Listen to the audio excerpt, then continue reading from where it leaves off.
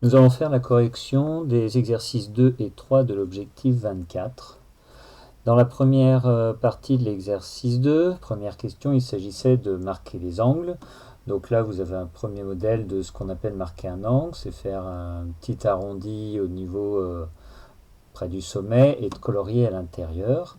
Donc ici, je vous ai déjà tracé l'angle, marqué l'angle ERX. Si on note les autres angles, on a donc YGX. Je pars du Y, je vais jusqu'au G, je remonte jusqu'au X. L'angle qui est à marquer, c'est celui qui est tout en bas et qui est là. On a ensuite en rouge l'angle EFY. Je pars du point E, je vais jusqu'au point F et ensuite vers Y. Donc mon angle il est ici. C'est cet angle-là que je dois donc marquer en rouge.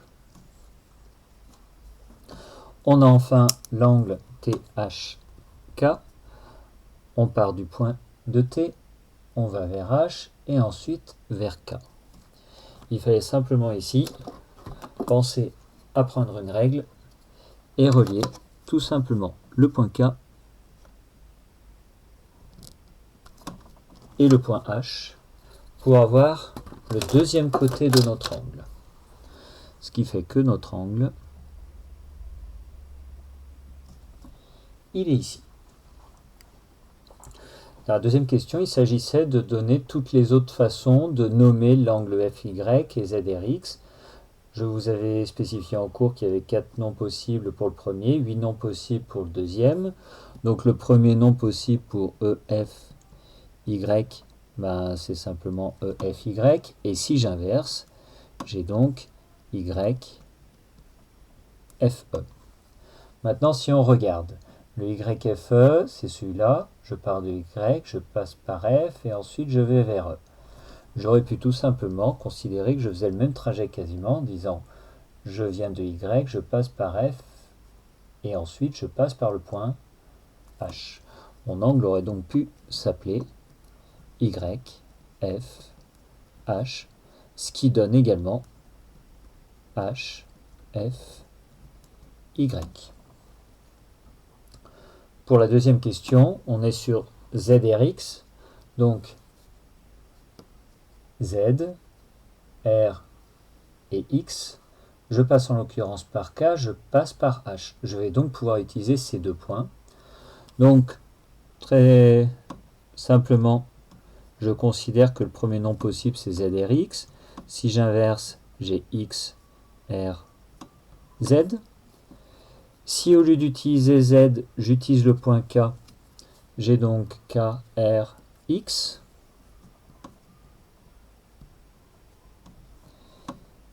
Et en inversant X, RK. À la place d'utiliser X, j'aurais pu utiliser le H. Donc j'ai Z, R, H. Et en inversant H, RZ. Et enfin, la dernière possibilité, c'est de prendre le H au lieu du X, le K au lieu du Z. Dans ce cas-là, j'ai les deux derniers, K, R, H et H, RK. Pour le deuxième exercice, du moins notre exercice 3, il s'agissait simplement de noter le nom des angles qui étaient identiques. Donc là, on commence avec l'angle PCN. L'angle PCN, c'est celui-là, PCN. Il a un codage ici avec un arc de cercle avec un petit rond à l'intérieur, ce qui fait que son angle similaire est codé de la même façon ici. Et tout simplement, celui-là va s'appeler MBC ou encore MBP.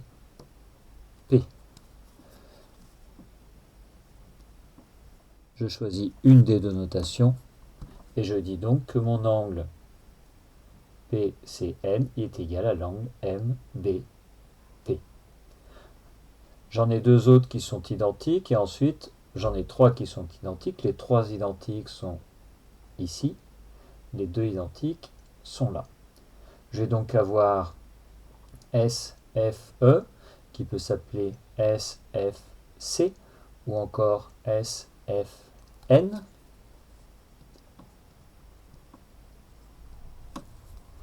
Et il va être égal à l'angle de sommet A, c'est-à-dire qu'il peut s'appeler SAM ou encore FAM ou encore FAB ou SAB. Il a donc 8 noms possibles, celui-là je vais retenir SAM.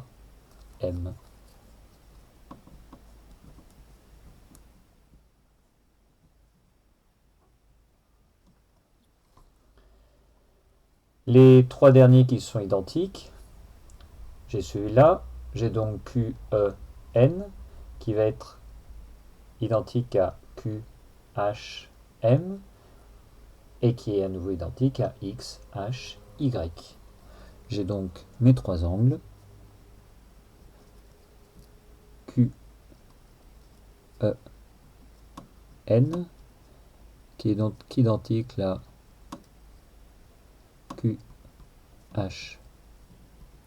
qui est identique à XHY. Dans la deuxième question, cette fois c'est nous qui devons coder les angles. Donc on a trois angles identiques, FEH, EFA, EAF. Donc le FEH il est là, FEA, du moins FEA il est là. On a EFA qui est ici. On a EAF qui est ici. On a donc trois angles à noter de la même façon ici. On peut faire le codage que l'on veut, soit deux arcs de cercle, soit un arc de cercle avec une petite barre, soit avec un point, soit éventuellement deux arcs de cercle avec une petite barre. Ça n'a pas d'importance.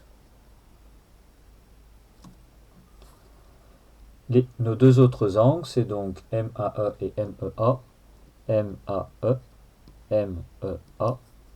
Donc j'ai un angle ici et un angle ici. On a terminé la correction des exercices 2 et 3 de l'objectif 24.